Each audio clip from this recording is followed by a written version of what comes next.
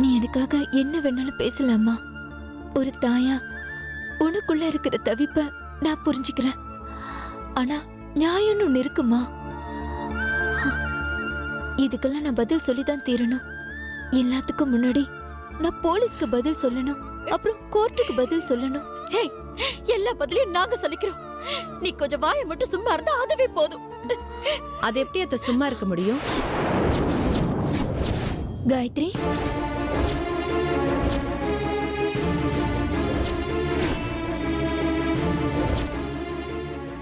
உள்ளுக்குள்ள இருக்கிற மனசாட்சி உயிரோடு தானே இருக்கு. அது கேள்வி கேட்காதா? நீ எப்படி இங்க? இதெல்லாம் ஒரு பெரிய விஷயமா அத்தை? எவ்வளவு பெரிய உண்மையை நீங்க மறைக்க பாக்குறீங்க. ஆனா சின்ன சின்னதா உங்களுக்கே தெரியாம ஓட்ட விழுந்துருச்சு. என்னாலே கண்டுபிடிக்க முடியற விஷயத்த போலீஸால கண்டுபிடிக்க முடியாதா? அதையும் அதை நினைச்சு பார்க்க மாட்டேங்கிறீங்க. நேத்து சாயங்காலம் நான் நம்ம வீட்டு வாசல்ல காத்துட்டு இருந்தப்போ நீங்களும் மாமாவும் கார்ல வந்து இறங்குனீங்க. எங்க போயிட்டு வரீங்கன்னு கேட்டதுக்கு ஹாஸ்பிட்டலுக்குன்னு சொன்னீங்க. குழந்தைக்கு உடம்பு சரியில்லைன்னு சொன்னீங்க. குழந்தைக்கு டாக்டர் என்ன மருந்து எழுதி கொடுத்தாருன்னு கேட்டப்போ மாமா வந்து டாக்டர் சிரப் எழுதி கொடுத்தாருன்னு சொன்னாரு. உண்மையிலேயே குழந்தைக்கு உடம்பு சரியில்லாம இருந்திருந்தா மாமா அந்த நிமிஷமே போய் மருந்து வாங்கிட்டு வந்து கொடுத்திருப்பாரு. ஆனா இப்ப வரைக்கும் அவர் அதை செய்யவே இல்லை. ஒருவேளை வாங்கிட்டு வந்த மருந்த குடுக்க மறந்துட்டாரோன்னு நானே போய் மாமாவோட சட்ட பாக்கெட்ல தேடி பார்த்தேன்.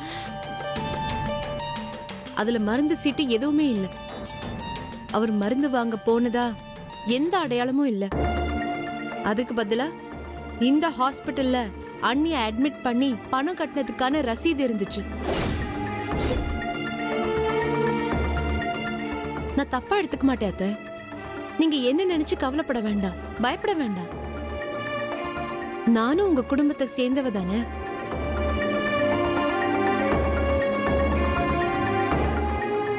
என்ன மன்னிச்சிடுமா. உன்கிட்டயோ வேற யார்கிட்டயோ மறைக்கணுங்கிற எண்ணம் எனக்கு இல்ல. ஆனா இந்த விஷயம் வேற யாருக்காவது தெரிஞ்சா அது என் பொண்ணுக்கு ஆபத்தா போயிடுமோங்கிற பயம்தான் என்னை இப்படி எல்லாம் செய்ய வச்சதுமா. உங்க பயத்தை தப்பு சொல்ல மாட்டேன் அத்தை. ஆனா பயந்து பயந்து அன்னைக்கு நீங்க செய்ய நினைக்கிற இந்த பாதுகாப்பு ஏற்பாடெல்லாம் அன்னைக்குதான் பெரிய ப்ராப்ளமா முடியும். என்ன சொல்ற காயத்ரி? நீங்க தப்பா எடுத்துக்காதீங்க. நீங்க ஒரு கொலை செஞ்சது உண்மையா?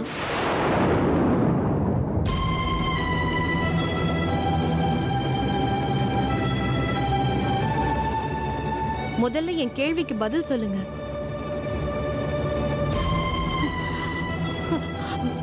ப்ளீஸ். நான் போலீஸ் இல்ல, உங்களுக்கு நல்லது நடக்கணும்னு நினைக்கிறவ. சொல்லுங்க ப்ளீஸ். நீங்க கொலை பண்ணீங்களா?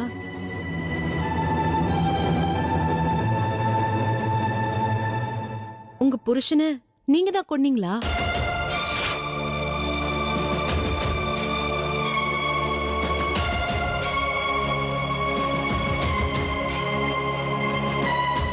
ஆமா.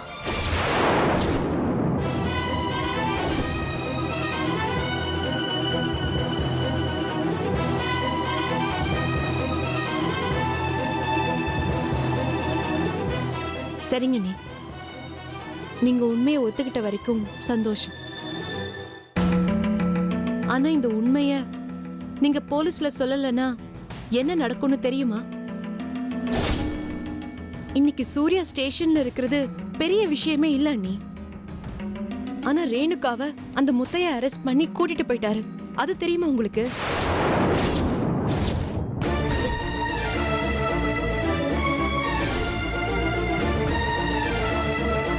என்ன? என்னம்மா இது? நீ என்னென்னமோ சொல்ற? நம்ம வீட்ல சூர்யாவை கைது பண்ண மாதிரி அந்த வீட்ல ரேணுகாவை கைது பண்ணிருக்காங்க, அவ்வளவுதானே? இது என்ன அவ்வளவு பெரிய விஷயமா? சூர்யாவை ஜாமீன்ல எடுக்கிற மாதிரி அவளையும் எடுத்துட்டு போறாங்க. விடு, இவ்ளோ சிம்பிளா சொல்லிட்டீங்களே அத்த. ஆனா ரேணுகாவும் அண்ணியும் சேர்ந்துதான் இந்த கொலையை பண்ணிருக்காங்கன்னு அந்த முத்தையாவுக்கு தெரியும். தண்டபாணிக்கு உண்மை அறியும் சோதனையை நடத்தி அவர் வாயில இருந்து எல்லா உண்மையும் வரவழைச்சிட்டாங்க. எல்லாத்தையும் ரெக்கார்ட் பண்ணிருக்காங்க. அண்ணியும் ரேணுகாவும் விமல் அண்ணாவை எப்படி கொன்னாங்கங்கிறதுல இருந்து எப்படி ஏரிக்கு தூக்கிட்டு போய் டிஸ்போஸ் பண்ணாங்கங்கிற வரைக்கும் ஒண்ணு விடாம எல்லா விஷயமும் இன்ஸ்பெக்டருக்கு தெரியும். இன்னைக்கு கைதாயிருக்கிற ரேணுகா கேஸ் முடியற வரைக்கும் போலீஸ் வளையத்துல இருந்து வெளியே வரவே முடியாது. ஐயோ, ரேணுகாவுக்கு இப்படி ஒரு நிலைமை வரணும்? இல்ல காயத்ரி, ரேணுகா எந்த தப்பும் பண்ணல. கொலை பண்ணது நான் தான். போலீஸ் கைது பண்ணணும்னா என்னதான் கைது பண்ணணும். அவளை எதுவும் பண்ணக்கூடாது. நீ பேசாம இரு. நீ இந்த மாதிரிலாம் பேசாத. இது பாரு, நீ போலீஸ்ல எல்லாம் மாட்டக்கூடாது. அத்தை, தப்பா எதையும் சொல்லி கொடுக்காதீங்க. உங்களுக்கு கெஞ்சி கேட்டுக்கிறேன். அண்ணி மட்டும் போலீஸ்ல சரண்டர் ஆகலன்னா ரேணுகாவோட நிலைமை நம்ம கற்பனை பண்ண முடியாத லெவலுக்கு போயிடும். நீ கொஞ்சம் வாய முடுறியா? இவ சரண்டரானா ரேணுகாவோட நிலைமை இவளுக்கு வந்துராதா? கேஸ் நடத்துவோம் அத்தை. ஒரு நல்ல லாயரா பார்த்து அன்னிக்காக வாதாட வைப்போம். இவங்க செஞ்ச கொலைக்கு பின்னாடி இருக்கிற நியாயத்தை எடுத்து சொல்லலாம். எல்லா நீதிபதியும் மனுஷங்க தான், மனசாட்சி உள்ளவங்க தான். மிருகவரி புடிச்ச ஒருத்தரோட வாழறது எவ்வளவு கஷ்டம்னு அண்ணி எடுத்து சொன்னாங்கன்னா அத புரிஞ்சுப்பாங்க. அத விட்டுட்டு போலீஸ் கண்ணுல மண்ணை தோவிட்டு மறைஞ்சிருக்கிறதெல்லாம் பைத்தியக்காரத்தனம். இன்னைக்கு ஒளிஞ்சிட்டு இருப்பாங்க, நாளைக்கு ஒளிஞ்சிட்டு இருப்பாங்க, ஒரு வாரம் ஒளிஞ்சிட்டு இருப்பாங்க, ஏன் ஒரு மாசமே ஒளிஞ்சிட்டு இருக்காங்கன்னு வைங்க. அதுக்கப்புறம் போலீஸ் தேடுற குற்றவாளிக்கு அடைக்கலம் கொடுத்தீங்கன்னு உங்களையும் தூக்கி உள்ள போடுவாங்க.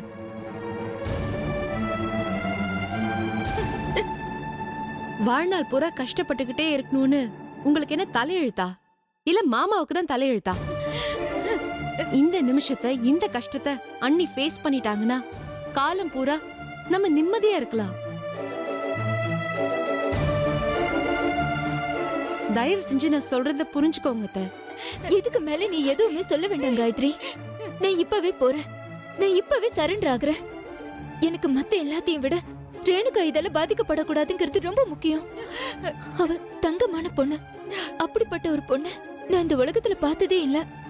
எனக்காக அவ என்ன வேணாலும் செய்யறதுக்கு தயாரா இருந்தா. அவ நல்ல மனசு புரிஞ்சுக்காம ஒரு காலத்துல அவளை நான் ரொம்ப கஷ்டப்படுத்திருக்கேன். தப்பு தப்பா வேற பேசியிருக்கேன்.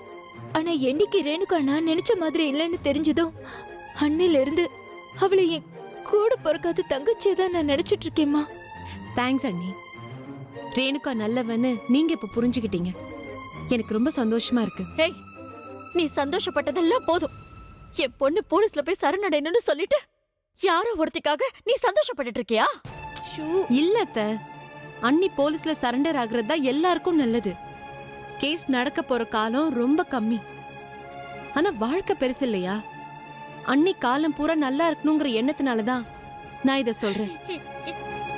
தயவு செஞ்சு என்ன தப்பா நினைச்சுக்காதீங்க அத்தை. இல்ல அம்மா, காயத்ரி நீ எதுவும் சொல்லாத. காயத்ரி சொல்றதுதான் கரெக்ட். நான் ரேணுகாவை உடனே காப்பாத்தி ஆகணும். நான் இப்ப கிளம்புறேன். என்ன தடுக்காத ப்ளீஸ்மா. ப்ளீஸ்மா. வேண்டாம். ஐயோ, வேண்டாம், நீ போகாத.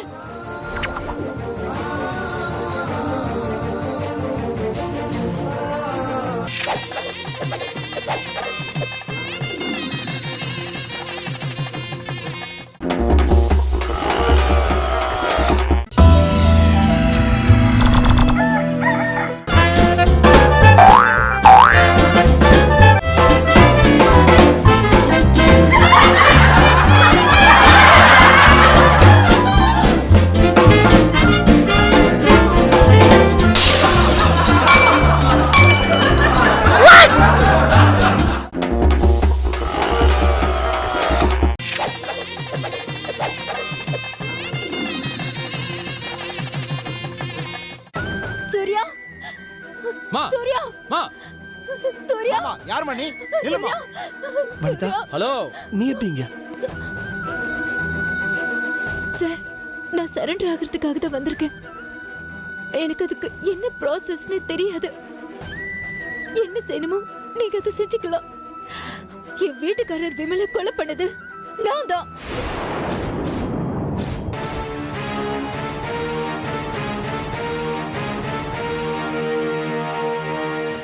இத வாக்குமூலமா கொடுக்க நான் தயாரா இருக்கேன். இத்தனை நாள போலீஸ் என்ன தேடுற மாதிரி வச்சதுக்கு தயவு செஞ்சு என்ன மன்னிச்சிருங்க. இப்ப நான் நீங்க என்ன சொன்னாலும் கேக்குற முடிவுல தான் இங்க வந்திருக்கேன்.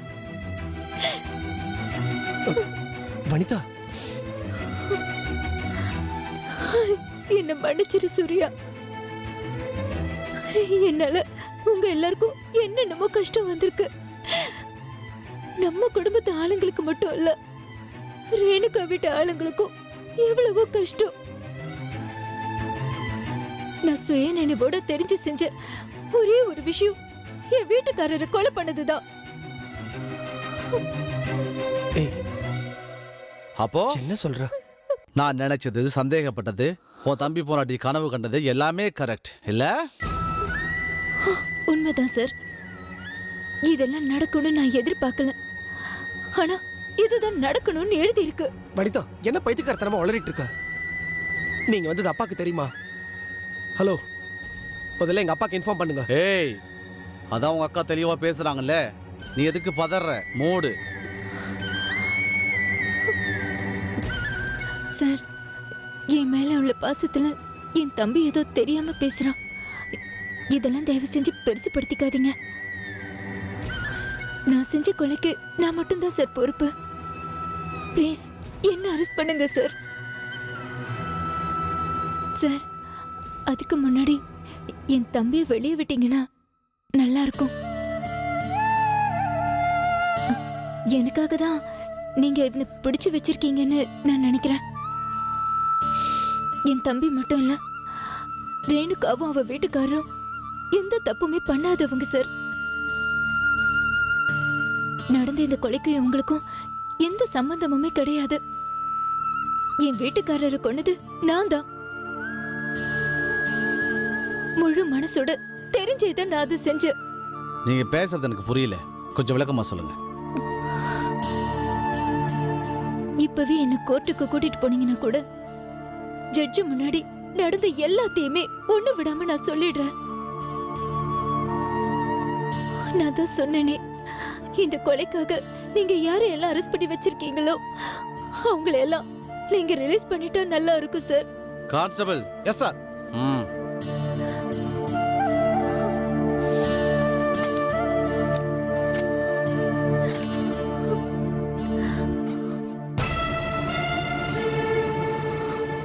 என்ன வனிதா உளறிட்டு இருக்க? நான் எதையும் உளரல. என்ன நடந்ததோ அதுதான் நான் சொன்னேன் சூர்யா. இதுக்கு மேல இந்த விஷயத்தை நான் மூடி மறைக்க விரும்பல. அப்படி நான் மூடி மறைக்க பார்த்தேன்னா இன்னைக்கு நீ லாக்கப்ல இருந்த மாதிரி நாளைக்கு நம்ம அம்மா, அப்பா, காயத்ரி, ரேணுகா, அவங்க வீட்டுக்காரர், அவங்க அம்மா எல்லாருமே ஜெயிலுக்கு போக வேண்டியதா இருக்கும். ரேணுகா ஆல்ரெடி அரெஸ்ட் பண்ணியாச்சு. ப்ளீஸ் சார், எல்லாரையும் விட்டுருங்க. நான் ஒருத்தி பண்ண தப்புக்காக இத்தனை பேர் பாதிக்கப்படுறதுல எனக்கு உடன்பாடு இல்ல. ரேணுகாவுக்கு இந்த கொலைக்கும் எந்த சம்மந்தமும் இல்ல சார். அவங்கள கோர்ட்ல ப்ரொடியூஸ் பண்ணிடுறோம். அவங்கள என்ன செய்யணும்னு அவங்க தான் டிசைட் பண்ணுவாங்க. உனக்கு என்ன பைத்தியமா பிடிச்சிருக்கு? நீ என்ன தப்பா நினைக்காத சூர்யா. எனக்கு இதை தவிர வேற வழி தெரியல. நீங்கெல்லாம் என்னால பட்ட கஷ்டம் எல்லாம் போதும். இன்ஸ்பெக்டர் என்ன கோர்ட்டு கூட்டிட்டு போயிட்டாருன்னா அதுக்கப்புறம் சட்டப்படி என்ன செய்யணுமோ அதை நீங்க செய்யுங்க. வக்கீல வச்சு வாதாடுறீங்களோ, ஜாமீன்ல எடுக்க முயற்சி பண்றீங்களோ, ஆனா இப்போ நான் சரண்டர் ஆகிற முடிவுல தான் வந்திருக்கேன். அதுல எந்த மாற்றமும் இல்லை சூர்யா. இன்ஸ்பெக்டர். வனிதா என்ன பண்ணிட்டு இருக்கா? நான் சொல்றத கொஞ்சம் கேளு. நீ வீட்டுக்கு போ சூர்யா. நீ வீட்டுக்கு போன்னு சொல்றல்ல. போ சூர்யா, போ போ.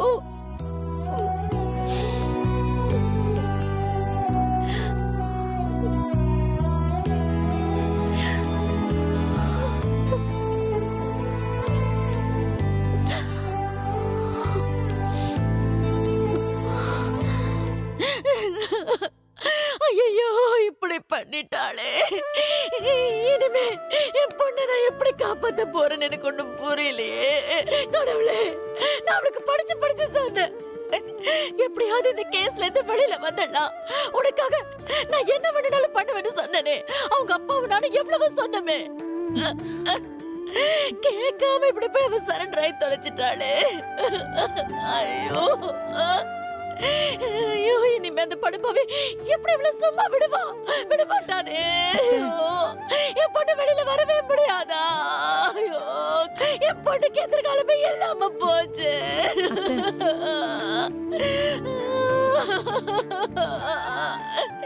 கோமதி, இப்படி நீ அழுது புலம்புறதுல என்ன ஆயிட போகுது? நடந்தது நடந்து போச்சு. இனிமே என்ன செய்யணும்னு யோசிக்கணுமே தவிர இப்படி உட்கார்ந்து அழுதுகிட்டு இருக்கிறதுல எந்த பிரயோஜனமும் இல்ல. அழாம எப்படிங்க இருக்க முடியும்? என் பொண்ணு வாழ்க்கையில ஒரு சந்தோஷத்தையும் அனுபவிக்கல. கல்யாணம் ஆன நாள்ல இருந்து கஷ்டத்தை மட்டும்தான் அவ அனுபவிச்சிருக்கா. இப்ப புருஷன் செத்ததுக்கு அப்புறமாவும் அதிகமா கஷ்டப்பட்டுட்டு இருக்கா. அப்புறம் எதுக்கு இப்படி ஒரு வாழ்க்கை? அதனாலதான் அக்கா விஷத்தை குடிச்சான்னு நினைக்கிறேன். ஆனா அவ விதியை நினைச்சு அவ ஏன் இந்த மாதிரிலாம் முடிவெடுத்தாந்தாம எனக்கு எதுவுமே புரிய மாட்டேங்குது. அத்தை, நான் ஒன்னு சொல்றேன், கேக்குறீங்களா? அண்ணி சரண்டர் ஆனது ஒரு விதத்துல நல்லதுதான். போலீஸ் தேடி கண்டுபிடிச்சு கூட்டிட்டு போய் லாக்அப்ல வச்சாங்கன்னா அனாவசியமா சம்பந்தம் இல்லாத பழியெல்லாம் சேர்த்து அண்ணி மேல போட்டுருவாங்க. அப்படி இல்லாம அண்ணியே சரண்டர் ஆனது ரொம்ப நல்லது அத்தை. ஆனா அவ வாழ்க்கையே போயிடுச்சேம்மா. இனிமே என் பொண்ணு வாழ்க்கை பூரா ஜெயிலே இருக்க வேண்டி வருமே. அந்த மாதிரி எல்லாம் எதுவும் ஆகாத அத்தை. ஒரு சாவு நடந்திருக்கு, அது வெறும் சாவு இல்ல, கொலைன்னு போலீஸ் சந்தேகப்பட்டிருக்காங்க. ஆமா, கொலைதான், நான் தான் பண்ணேன்னு அண்ணி சொல்லியிருக்காங்க. எதனால நடந்தது, யாரு காரணம், யாரு கொலைக்கு தூண்டி இருக்காங்க, எவ்வளவோ விஷயங்க இருக்கத்த. விசாரணைன்னு வந்தா ஒரு பக்கத்தை மட்டும் கேட்டு தீர்ப்பு சொல்லிட முடியாது. காயத்ரி சொல்றதாமா சரியா இருக்கு. வனிதா சரண்டர் ஆனதுனால மட்டும் அவன் நிரந்தரமா ஜெயில இருப்பான்னு அர்த்தம் இல்ல. அவளை எப்படியும் வெளியே கொண்டு வந்துடலாம். அம்மா, கோர்ட் ப்ரொசீஜர் பத்திலாம் உனக்கு எதுவும் தெரியாது. அவங்க கேஸ் இழுக்கணும்னு நினைச்சாங்கன்னு வைங்க, வருஷ கணக்கில் இழுத்துட்டு போவாங்க.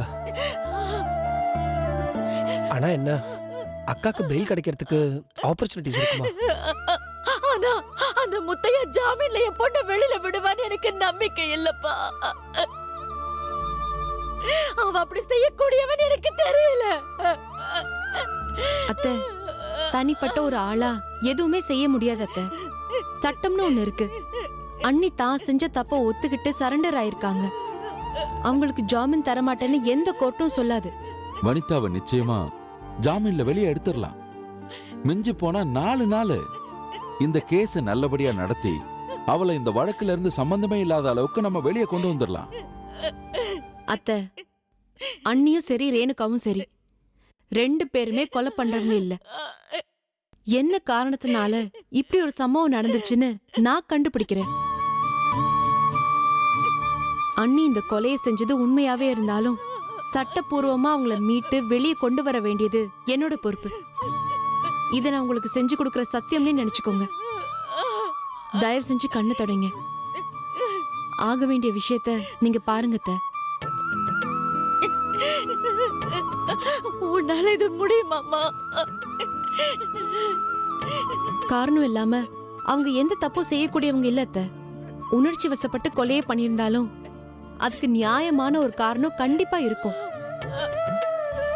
அது என்னங்கறத கோர்ட்ல நிரூபிச்சு நீதிபதி வாயாலேயே அவங்க 2 பேரையும் வீட்டுக்கு போங்கன்னு சொல்ல வைக்கிறேன்.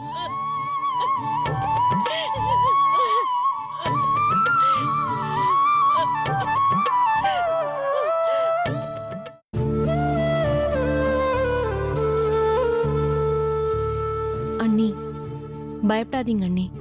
உங்களை காப்பாத்த வேண்டியது என்னோட பொறுப்புன்னு அத்தை கிட்ட நான் வாக்கு கொடுத்திருக்கேன். கொடுத்த வாக்க நான் எப்படி இருந்தாலும் காப்பாத்தியே ஆகணும். எப்படி முடியும் காயத்ரி? இனிமே யாருமே காப்பாத்த முடியாத எல்லைக்கு போயிட்ட. உன்னால முடிஞ்சா ரேணுகாவை எப்படியாவது காப்பாத்து. இவ எந்த தப்புமே பண்ணல. இவ இந்த தண்டனை அனுபவிக்க கூடாது.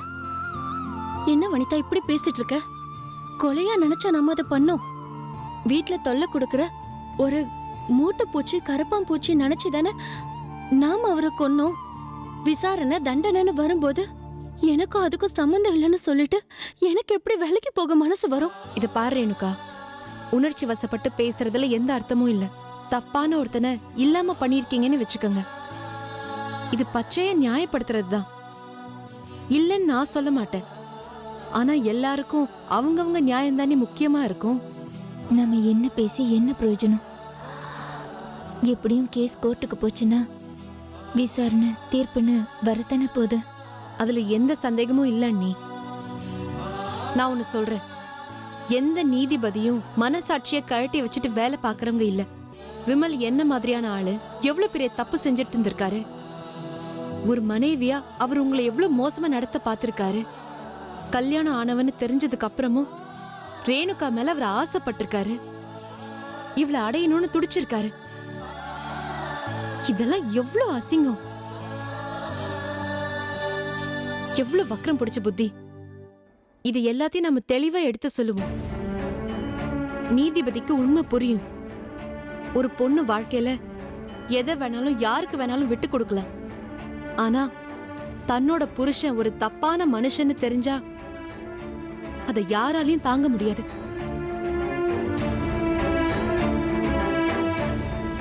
அப்படி ஒரு தாங்க முடியாத எல்லைக்கு போனதுக்கு அப்புறம் தான் நீங்க இப்படி ஒரு காரியத்தை பண்ணிருக்கீங்க. இது கோர்ட்டுக்கு புரியும் நீ. எனக்கு அந்த நம்பிக்கை இருக்கு. அப்படியே புரியலனாலும் நான் அதை புரிய வைப்பேன். கண்டிப்பா உங்க 2 பேரையும் இந்த இடத்துல இருந்து நான் வெளியே கொண்டு வந்தே ஆகணும். முடியாதுடி.